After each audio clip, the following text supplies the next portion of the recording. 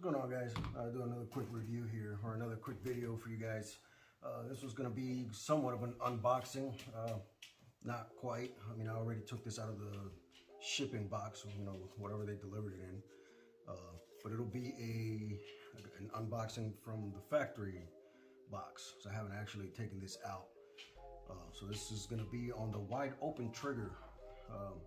Guess everybody's pretty much aware of all the nonsense between the ATF and the force reset trigger, the very first one. Well, this is a very similar product,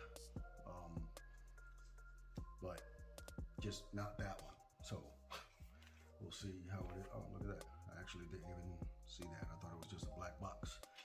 That's pretty cool. Comes like in a little case. Let's see. I guess it's got everything that you need in it. Yeah, there you go. Pretty nice. All right, so supposedly these pins kind of work like the K&S pins, the anti-walk pins. It's actually got little set screws on them, a little Allen key there. All right, so this thing here, according to them, it's supposed to be like I guess it doesn't say it here, but it's supposed to be like a 3-pound trigger. All the force reset action happens back here. Or, I mean, I don't know if that's the term that they use, because they have a patent separate from the force reset trigger company. All right, so I'm gonna install this on here, on this lower, just so I can see what it feels like on the trigger. I don't have one of those little pistol grip trigger modules, but I'm gonna put it on this lower just so I can kind of feel what it says. It says that this is 3 pounds. Let's see if it actually feels like it. This one here, what I only have the JP spring kit that's on there, and I've actually got it set with I measured it before. I don't have the little trigger weight measure, the pulling thing. I don't have that anymore. I lost it. I don't know where it went, but when I did have it, I measured it and it came out to about 2.5 pounds. Very smooth. I like this. It's pretty simple setup. But I'm gonna install this. I'm not gonna show you guys. It's a drop-in trigger. We've got the 2 pins. It's pretty basic.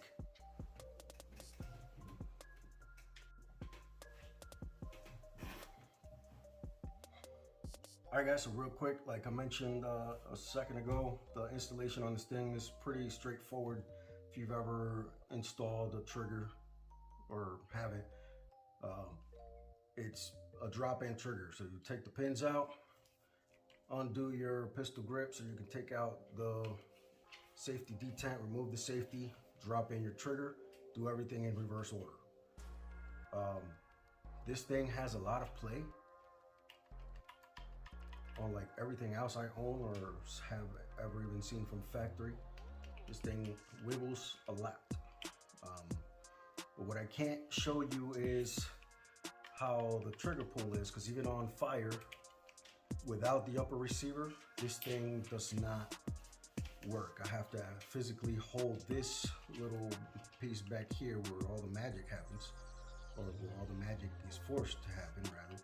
I have to force that forward to be able to pull the trigger and show you, put it on fire, and show you guys how it works. Now, yeah, it definitely does feel like a 3-pound trigger, maybe even a little less. But again, you're just gonna have to see it while it's shooting. I didn't buy this because it has a 3-pound trigger. I could not care less for this particular trigger. I have other triggers that serve that purpose. This is just how do I say this? It's the giggle switch without a switch. That's basically all it is. That's the purpose of this trigger. It's just for fun. It's not about precision shooting or anything like that. But what I would do personally is switch these pins out for the anti-walk, the K&S pins. I have that on every other rifle except for this one. But because I don't like this. I don't like all play that's in these pins, but those were pins that were provided with the open wide, the wide open trigger. But yeah, so far I like it. We'll see how it shoots, so stick around. All right guys, real quick, so this is going to be the shooting portion of the video. I'm going to be running 12.5-inch Teledyne upper. I'll have another review on this later on. I put the trigger here, and I did end up switching the pins to the K&S that I already had on there. And I'm not running a regular spring and H buffer. This one's actually going to have the JP captured silent spring, so we'll see how that works out. I'm going to try to run through mags with it. Now also to keep in mind, every trigger pull, the reset is going to be a bang, right? So if you want a single round, it's going to have to be a light press. So we'll see how it works here in a second. Going hot.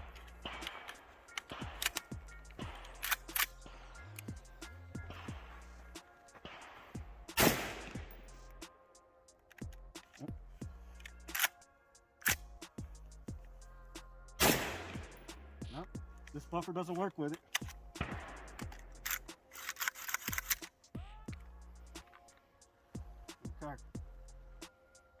So now we know the JP silent capture spring does not work.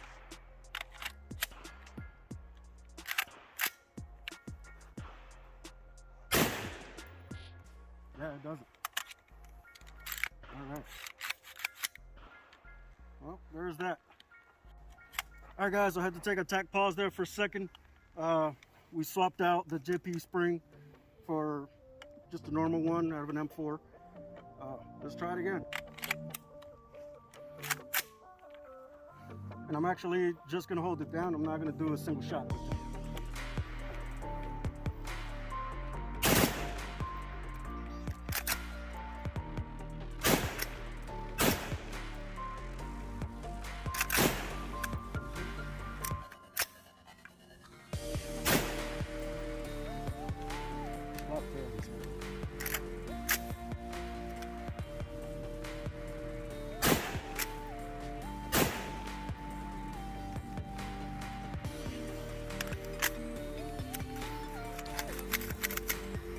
From what I'm looking at, that buffer is moving so fast, you're getting the bolt coming over the round. I don't know.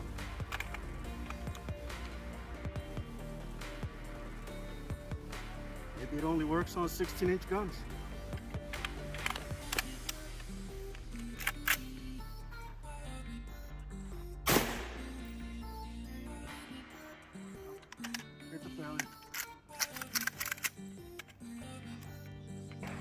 All right, gents, so here we are, different day.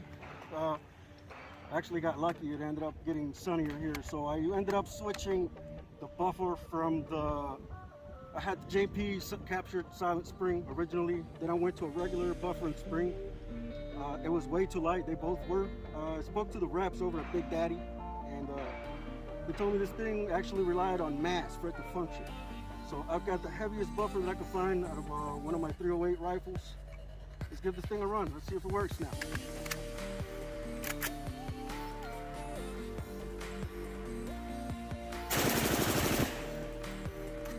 It works.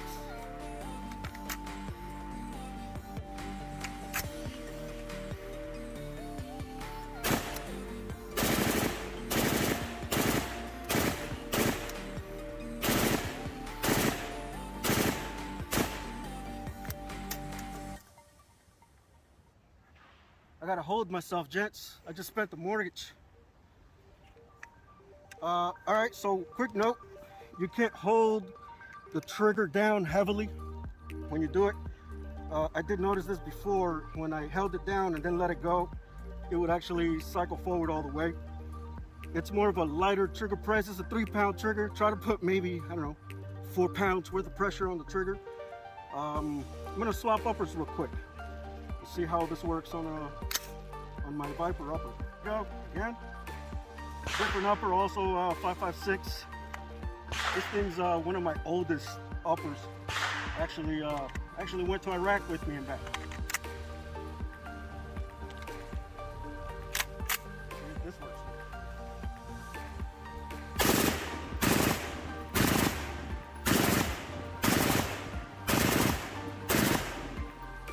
Now you notice the difference when I hold it heavier versus a light trigger pull.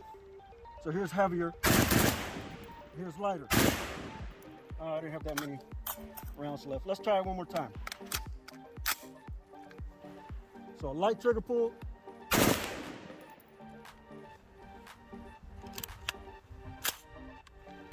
Maybe too light. Yeah, not sure what it's doing. Oh, I'm holding it too tight. Yeah, you noticed it, right? So I'm pulling it too tight, pulling it too hard, I guess.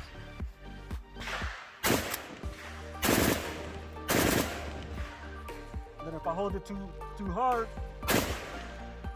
and then it'll cycle once I let go. So once it's got its drawbacks, I like the trigger overall. It's a fun trigger. It's not meant for accuracy or any other purpose other than have fun at the range. Let's go ahead and switch uppers. This is the AAC MPW upper, 9-inch with their AAC 762 SDN 6 can. I've actually used this before in a different video. We'll go ahead and shoot 220 grain subsonic ammo, see how it likes it.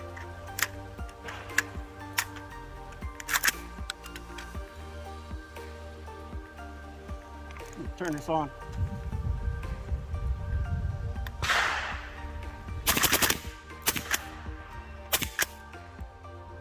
Not enough gas.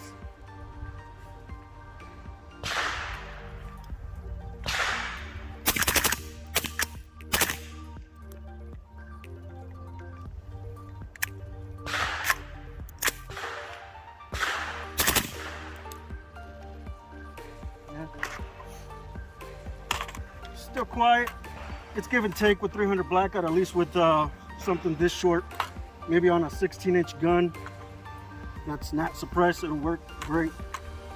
Not meant for this platform, but with the Teledyne 12.5-inch upper, definitely works. So yeah, I would use it on a 12.5 to a 16-inch upper on 5.56. This thing's actually not bad.